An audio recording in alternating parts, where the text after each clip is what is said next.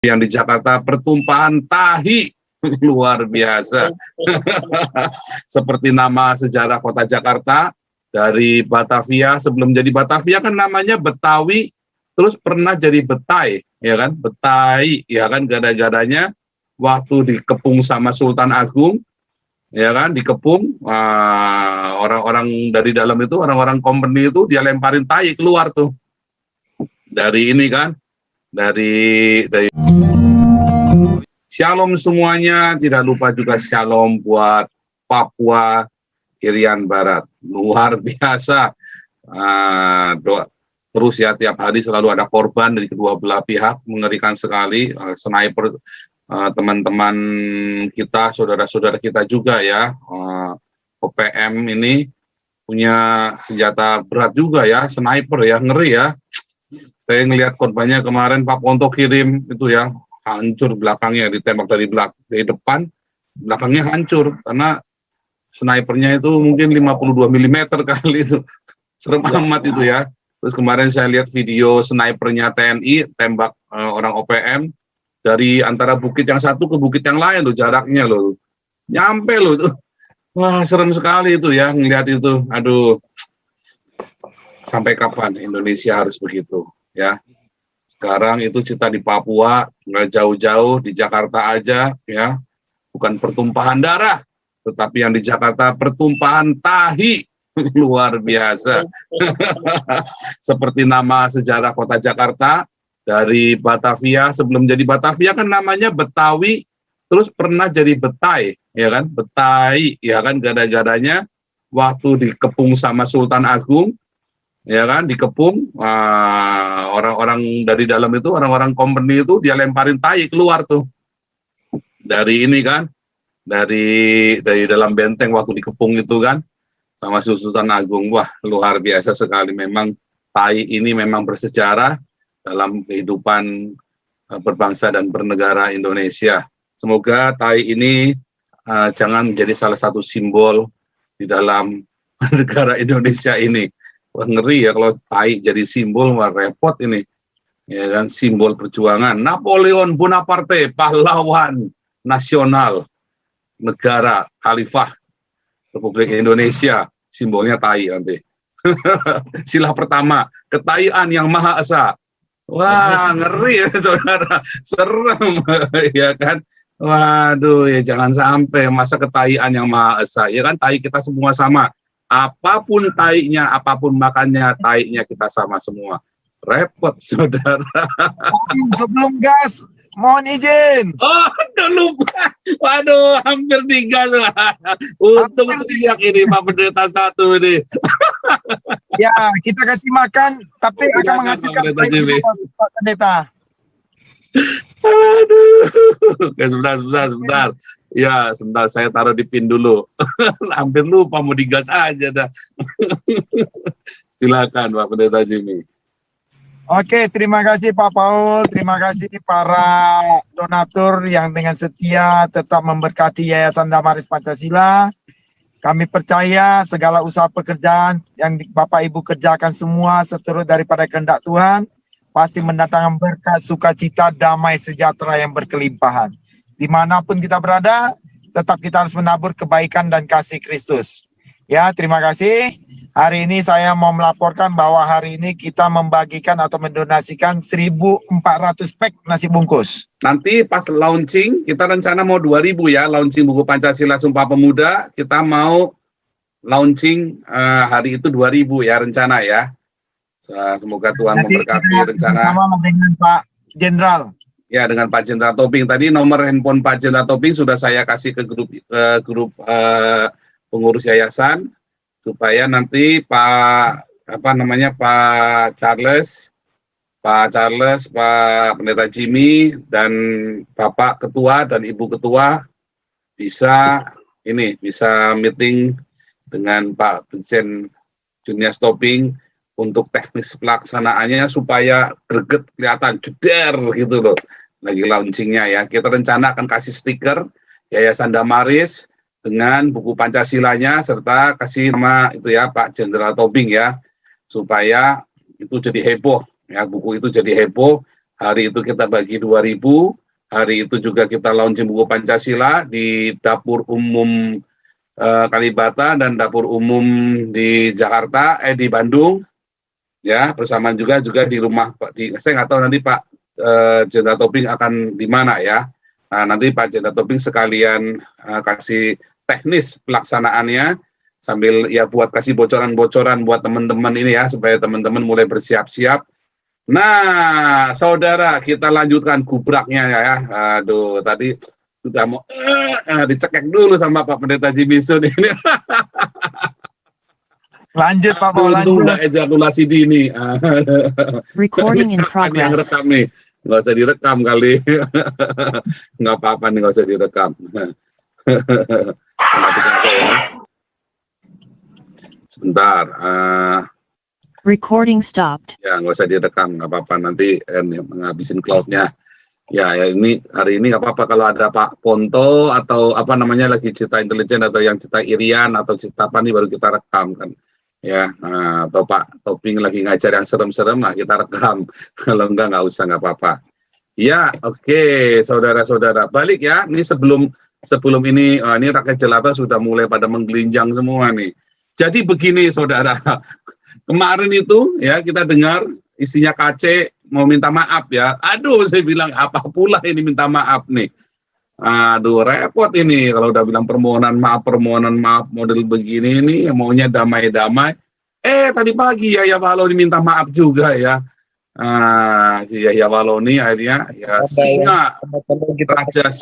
Raja Singa mimbar Masjid Indonesia. Waduh, Raja Singa mimbar Masjid Indonesia. Raja Singa mimbar. Wah, luar biasa nih. Kita penekanannya boleh di mimbar masjidnya, boleh di Raja Singanya alias sipilis. Nah, jadi si Yahya Waloni tadi siang itu memohon maaf sebesar-besarnya kepada umat Kristen karena sudah menjadi contoh yang tidak baik dan sudah menyakiti hati orang Kristen. Iya, setelah jadi pesakitan baru minta maaf. Kenapa nggak dari kemarin minta maaf? Kemarin malah nantang-nantang minta dilaporin polisi. Ya kan? Nah, begitu di penjara sekalian. Nah, kemarin Yahya Waloni nggak minta suaka sih ke Jerman sih. Coba bilang sama saya, minta suaka, saya bantu. Minta suaka ya kan? Saya kasih ini, saya kenalin sama Pierre Vogel sekalian kan. Nggak bilang sih Yahya Waloni ya kan? Coba bilang sama saya, kita suaka ntar. Ya kan, ntar sampai sini saya baptis juga sekalian kan supaya gampang dapat suaka dibaptis ya kan. Nah, kemudian itu tadi ya hari Sabtu si ibu istrinya KC minta maaf. Hari Senin Yahya Waloni minta maaf. Jadi akhirnya mereka berdua di Mabes berpelukan kayak Teletubbies sekarang ya. Nah, itu tadi ya, itu panggung sandiwara dari Undang-Undang Penistaan Agama 156A. Seharusnya itu ya memang seharusnya yang benar ya. Ya, kalau sudah cerita penistaan undang-undang udah orang-orang saling keras begini, terakhirnya memang harusnya berpelukan. Nggak usah sampai masuk penjara sebetulnya. Tapi yang kurang ajar, sebelum berpelukan dikasih tai dulu. Nah, itu yang repot. Nah, artinya Anda kurang cepat. Harusnya begitu masuk, Yahya Waloni bukan dikasih tai dulu juga bareng-bareng. Tapi kayaknya nggak tega ya, orang-orang Kristen nggak ada yang tega ya begitu ya. Kalau orang-orang Islam mah tega begitu ya. Nah, anyway, saya nggak tahu bagaimana dengan Anda. Nah, nanti kita lihatkan beritanya ya, dari istrinya KC maupun Yahya Waloninya, kita naikkan beritanya. Tapi kita akan izinkan rakyat jelata untuk menggelinjang, melengu, mendengus, kejang-kejang terlebih dahulu. Mulai dari Julius Matassar. Nah, ini baru nih rupanya, nih baru hadir nih ya. Nah, ini. Biar kita kasih pertama nih Pak Julius Matassar. Silakan Julius Matassar. Nah, nih mikrofonnya boleh dinyalakan. Oke. Silakan. Ya, terima kasih Pak Paul. Saya dikasih kesempatan ya. Memang negara kita ini negara yang ujung-ujungnya itu minta maaf. Tapi di satu sisi sebelum minta maaf ya seperti yang kita lihat bahwa ada sandiwara yang bisa memicu dunia untuk menjelek-jelekkan kita. Tetapi sebenarnya kalau aturan-aturan yang dibuat itu, terutama undang-undang ITE ini, memang ya kalau korbannya tidak logis dan korbannya kayak Ahok kemarin dan segala macam dan ujung-ujungnya kita saling membutuhkan, ya sebenarnya DPR ini ya dihilangkan aja itu undang-undang itu. Karena memang ya seperti ini, kita mau maju juga, ya mau maju bertempur, ya tidak ujung-ujungnya juga nanti akan minta maaf. Jadi kita harus ikut sejarah bahwa sebenarnya undang-undang kita itu musyawarah mufakat itu adalah yang mendominasi oleh negara kita, bagaimana kita toleransi. Cuma persoalannya sekarang kalau toleransi ditumbuhkan, ya orang-orang yang one man one vote ini atau yang dirancang oleh khilafah ini ya memang mayoritas maunya untuk one man one vote atau mereka yang menang. Jadi ya saling bertentangan lah. Kalau soal hukum ya akhirnya kembali lagi ke persoalan lama bahwa hukum itu siapa yang kuat membayar ya itulah yang menang. Jadi sekali lagi bahwa agak bingung negara kita ini mau kembali ke siapa yang bayar siapa yang menang atau kalau kembali ke siapa yang bayar siapa yang menang itu ya zamannya itu boleh dikata terlalu banyak ini ditutup-tutupi. Nah, zaman sekarang ini ya internet sudah luar biasa, nggak ada yang bisa ditutupi. Korupsi itu biar dia menutupi di laci manapun, tapi ada internet ya akan kelihatan.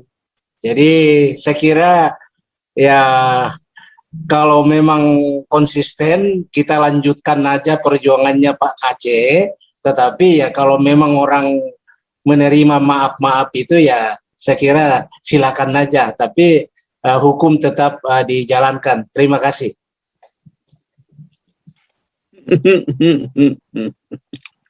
Jadi kalau yang belum minta maaf hukum apalagi ya, ini Somad belum minta maaf nih, Abdul Somad nih. Ya, kalau Nabi ke-20 lah, Nabi ke-26 saya kan di Eropa, saya tidak melanggar hukum mana saja. Ya, saya tidak melanggar hukum Eropa di sini, saya tidak perlu minta maaf, saya tidak melanggar hukum. Nah, kalau kalian di Indonesia kan karena ada Undang-Undang ITE 28 dan pasal 156 kan, ya serah kalian ya salah sendiri dipiara undang-undang nggak bener, ya kan, undang-undang yang nggak bener dipiara. Nah itu, kalau saya kan nggak perlu minta maaf karena saya di sini nggak melanggar apa-apa, gitu ya. Oke bagus nih ya. Jadi, tapi kalau kita sudah memaafkan ya hukumnya jangan jalan terus dong. Namanya memaafkan, nah itu dia. Namanya separuh hati nih kita memaafkannya nih Pak Julius.